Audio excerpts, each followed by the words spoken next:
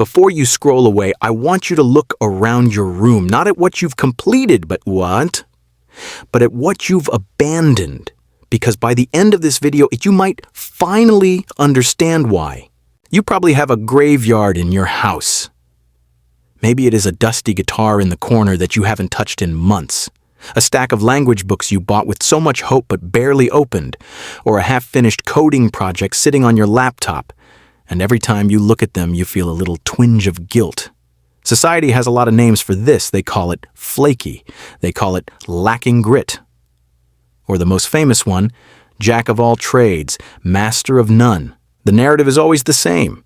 You start with intense passion. You consume the information greedily, and you feel like this is finally the one. And then right when things get serious, the feeling evaporates. You get bored, you quit, and you move on to the next shiny thing. After a few years of this cycle, the self-blame sets in. You look at your track record and ask, why can't I just stick to something? Why do I always give up? But today I want to offer you a different perspective. One that is a little kinder and a lot more scientific. It is easy to feel like being a dabbler is a defect. But you actually share the exact same foundation as a genius polymath. You possess the knowledge instinct. You have a high drive for novelty and curiosity. The difference between you and a master isn't your personality, it is your strategy. It comes down to the conditioning of a specific part of your brain. But to unlock that potential, we need to understand the glitch that makes you quit too early. Let's start by looking at how your brain handles new information. Cognitive scientists call this the knowledge instinct, which is the drive to reduce uncertainty. But your brain is wired differently. It cares less about having the knowledge and more about the speed of acquiring it. Your brain is highly sensitive to what researchers call reward prediction error. Here's what that feels like when you start learning something new. Say photography, everything is novel. The learning curve is steep. You go from knowing nothing to knowing something very quickly because the rate of information gain is massive. Your brain floods you with dopamine. It feels like falling in love. The world is full of possibility, but this is a trap. This is the novice high. Then you reach a point where you understand the core logic. You know how the camera works. You understand exposure. Suddenly, the novelty drops, the learning curve flattens. You enter the plateau, and for your specific brain type, that means the dopamine shuts off immediately. This is the fork in the road. A master pushes through this plateau because they are looking for a deeper pattern. But a dabbler quits here. We often call this laziness. But true laziness is a refusal to act. You aren't refusing to act. You are refusing to act without fuel. Your brain is going through dopamine withdrawal. Your subconscious realizes the energy required to learn this final 20% is no longer worth the reward. So you stop. But we need to have an honest moment here, a brutal reality check. Are you quitting because you truly mastered the skill, or are you quitting because it got hard? A dabbler quits because they hit the first obstacle. Their ego takes a hit and they run away. That is just fear, and the reason you give in to that fear is because a specific muscle in your brain is weak. We often talk about grit or willpower as if they are magical character traits. You either have them or you don't, but neuroscience shows that tenacity is physical. It lives in a specific brain region called the Anterior Midcingulate Cortex, or aMCC. You can simply think of the aMCC as a muscle inside your head. Research shows that this area engages when you do something that you do not want to do. If you love the task, the aMCC sleeps. If you hate the task but do it anyway, the aMCC fires. If you let this muscle bear weight, it grows. If you don't use it, it shrinks. For a dabbler, the aMCC is often like a weak muscle that cannot even lift a water bottle. Every time you felt a moment of boredom or frustration in the past, you quit, you put the weight down. So now even a tiny inconvenience, like a difficult chapter in a book or a confusing line of code, is enough to trigger a give-up decision. It's like asking someone who has never run to suddenly sprint a marathon. Of course you collapse. This feeling of weakness isn't a moral failing, it is muscle atrophy. But the good news is that this brain region is plastic. It can grow at any age. Studies on superagers, older adults who maintain incredible cognitive function, show that they have a aMCC that are just as thick as young people. Why? Because they spent a lifetime overcoming challenges. They kept lifting the weight, so even if you are young, your willpower muscle might be weaker than a 70-year-old who has lived a hard life. How do we fix this? We need to send your aMCC to the gym. But be gentle with yourself, just like a real gym. You don't walk in and try to deadlift 500 pounds. You will get injured and quit.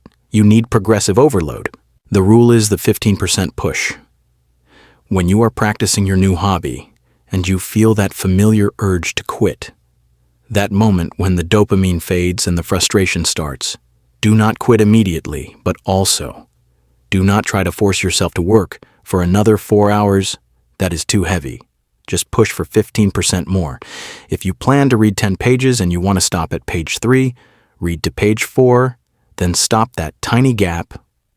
That small moment of doing what you did not want to do is the rep. That is how you thicken the aMCC. It is a simple mechanical action, but over time, that weak muscle becomes strong enough to carry you through the long, boring plateaus. That is how a dabbler becomes a master. Now, I need to make space for a very important distinction. Some of you watching this might have ADHD. And for you, the advice is different. If you have ADHD, your dopamine system and executive function work differently. Trying to simply willpower your way through the plateau using the aMCC strategy alone can sometimes be ineffective or even harmful. It can lead to burnout and shame. For the ADHD brain, you don't just need internal grit. You need external scaffolding. You need task visualization, breaking the project down into tiny visible steps so you can see the progress. You need time visualization using timers so you don't feel trapped in an endless task. You need body doubling, working alongside someone else to borrow their focus, and you need gamification, adding artificial rewards to replace the missing dopamine. As I mentioned in my previous video on job crafting, you need to engineer your environment to support your brain. If you suspect you have ADHD, please use these external tools to assist your aMCC, rather than just blaming yourself for being weak. There is one final barrier we need to address. Boredom intolerance. The reason the plateau feels so painful is that your baseline for stimulation is too high. We live in a world of supernormal stimuli: TikTok, Instagram, sugar video games. These things flood your brain with effortless dopamine.